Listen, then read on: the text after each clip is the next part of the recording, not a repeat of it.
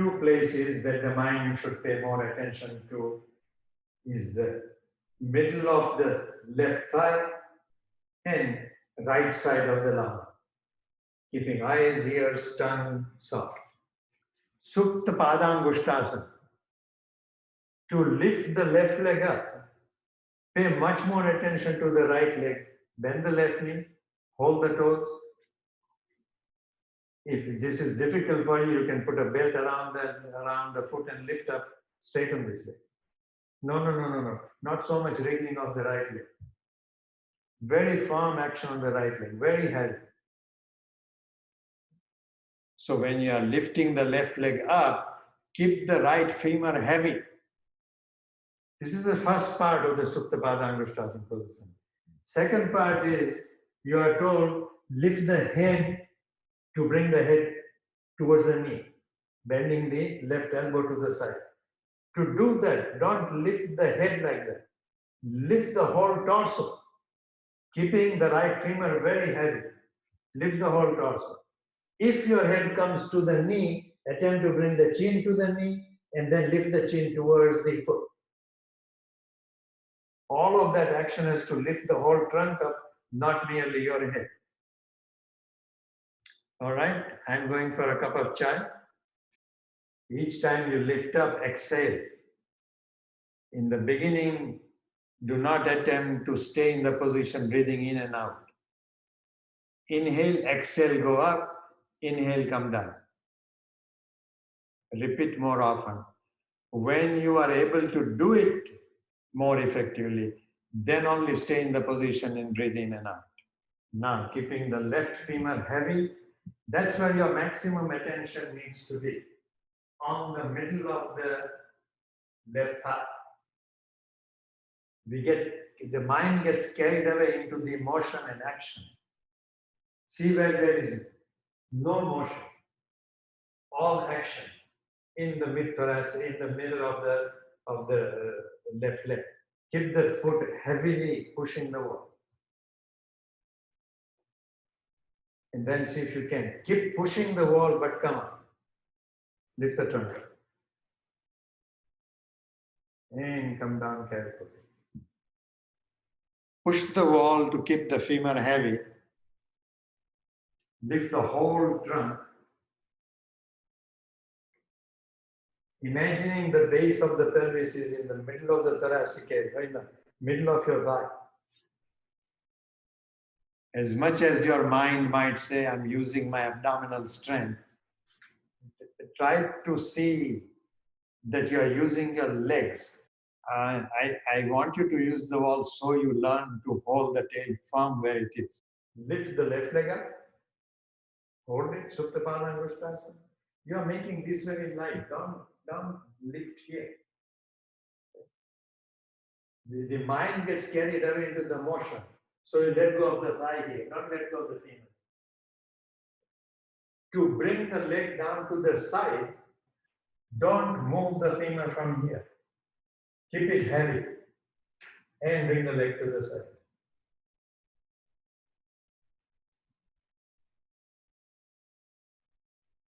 So when you bring the leg to the side, it is natural that the mind gets carried away into the foot here, perhaps in the pelvis here. Keep the mind focused here. Now, those whose hamstrings are tight and you cannot bring the leg even to a vertical position, be careful doing this sideways stretch. Even support it on a wall if you can. And go ahead and take the leg to the side, keeping the mind in the middle of the femur of your right leg. I have been down with my left foot all the way down and sometimes even beyond that. There's nothing there. Whatever there is in the posture is in the middle of the femur on the right leg. Without hardening eyes, ears, tongue, throat. Keep the middle of the femur very heavy as you bring the leg to the side. When you do that, it is but automatic, as it were, that on the left side, the lumbar curve might remain. On the right side, you begin to flatten the lumbar. Even though the left side of the pelvis, on the left side, you are tucking somewhat, Untuck the pelvis. More on the left side. Untuck the pelvis. Recreate your lumbar curve on that left side. Don't lose that lordosis as you bring the foot to the side. So two things to pay attention to now. Be very heavy on the right femur and retain your lumbar curvature. Even though the pelvis is tucking automatically, attempt to untuck. You cannot make it the same as the right side. This might be stated to do it, but it's not possible. Then carefully bring the leg to the side, retaining or even increasing the lordosis on the left half of the lumbar. As you stay in the position, few more breaths, pay attention to two things particularly.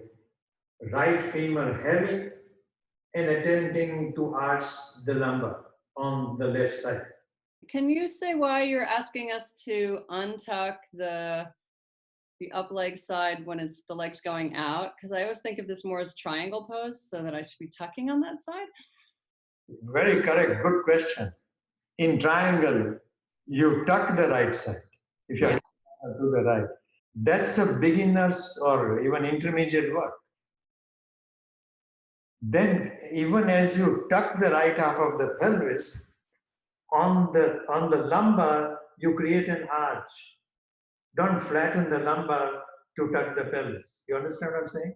Assuming I'm still not very old, I tuck the pelvis, tuck the pelvis, tuck the pelvis. Am I tucking in there? Yeah. Can I retain the tuck but arch my lumbar? And take the left leg to the side, keeping the right femur heavy, eyes, ears, tongue, throat all soft. Recreate the arch in the lumbar on your left half of the lumbar area. Keeping the body like that, stretch your right arm to the side. To turn the head towards the right, tilt it to the left first. Then turn the head to the right. As you do that action with your right arm and your head turning and so on, don't let go of this area of the middle of the side. From the left inner ear, is there a sense of continuity to the right hand? At least to the right elbow. Release the brain in on inhalation, out on exhalation, softening eyes, ears, tongue, throat, lifting the right leg, keeping the left femur heavy. Bring the leg to the side. Keep looking up with your head as you do that. After the leg is taken to the side, stretch the left arm out to the side. Palm facing down, it's your index finger that extends most. Tilt the head to the right, turn it to the left.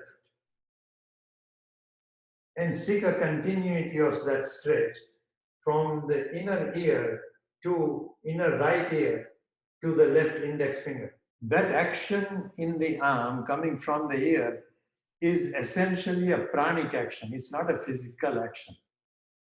Although it begins with a physical foundation, it's a pranic action. Okay. Recreate your lumbar arch. Keep this femur heavy, although the leg might turn. Okay. Bring the leg to the opposite side. The first correction here is this upper half of the pelvis, left pelvis, tends to shorten this distance between the rib cage and the hip bone. So rotate this pelvis this way. Even though the leg rotates in, rotates the pelvis out, as though you are trying to bring this left sit bone into the inside of the right thigh. Next very big thing to watch is this curve, the lumbar curve tends to get lost. Completely increase that curve, maximize, as though the chest is lifted from that lumbar curve. Still more, much more, much more, while you're lifting the shoulder line. Maximum arch in the lumbar. Okay? And it's unfortunate that I'm not near you physically. I would keep hitting that lumbar in this position. If it's very difficult for you to create that curve, keep this leg higher up. Lift the left leg up, Hold it with the right hand. Keep maximum distance. Initially, you can rotate the lifted leg out instead of in.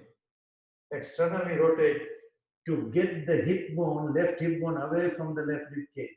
Without losing that space, rotate the leg in. And then bring the left foot to the right side. The whole pelvis has to turn, but don't turn your shoulders. Now increase the lumbar arch in that position because you tend to lose it.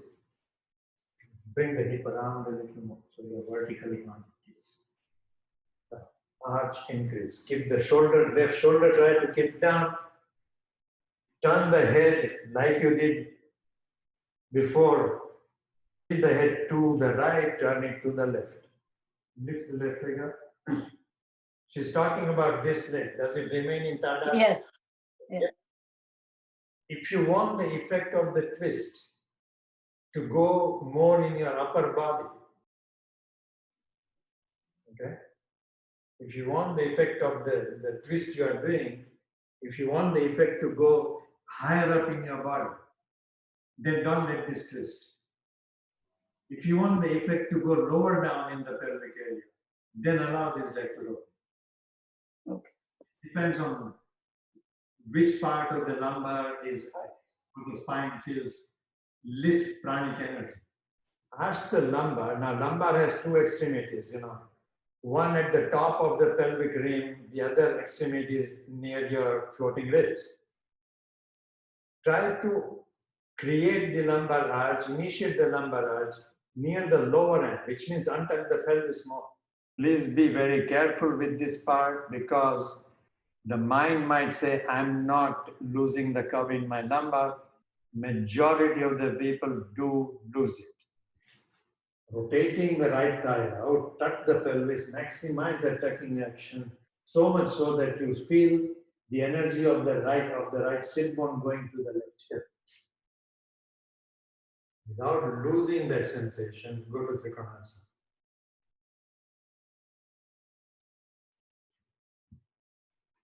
This is intermediate work. To be able to do this properly is what I call intermediate work. Now, as you tuck the pelvis, your ability to tuck is very largely governed by how much your quadriceps will stretch on the opposite leg. So, Supta Virasana becomes necessary for that. Assuming she is doing it correctly, I would say without losing the tucking action. So, if I'm touching the top of her pelvic rim here, without working against my hand, can you arch the lumbar? Very locally here, arch the lumbar. But don't lose the tucking action of the pelvis as you do that. Don't attempt to arch the left half of the lumbar here. Keep your attention at the very top of the pelvic on the right side.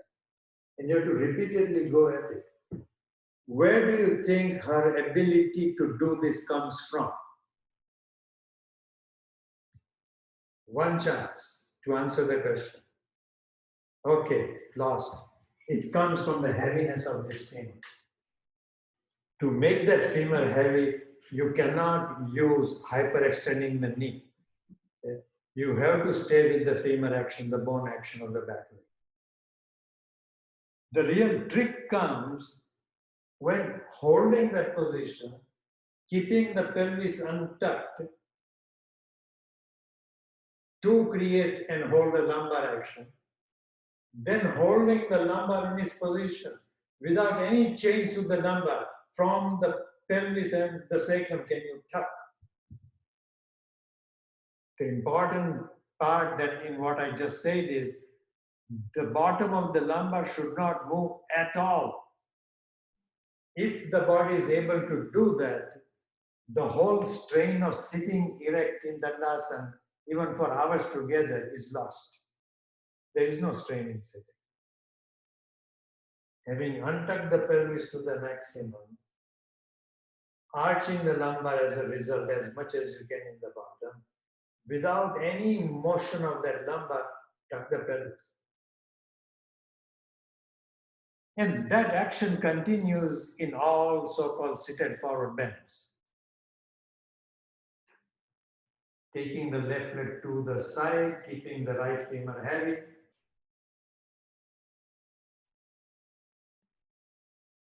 Then taking the right arm out to the side, turning the head correctly from mid-thoracic, tilting towards the left first, then turning to the right. Initially, when you bring the leg down, I would recommend you don't turn your head. After the leg is brought down, turn the head correctly. Tilting the head to the right, then turning it to the left. Both the tilting and the turning appearing to come from mid-thoracic area. Right now, go through your mind in the sequence of what we have done.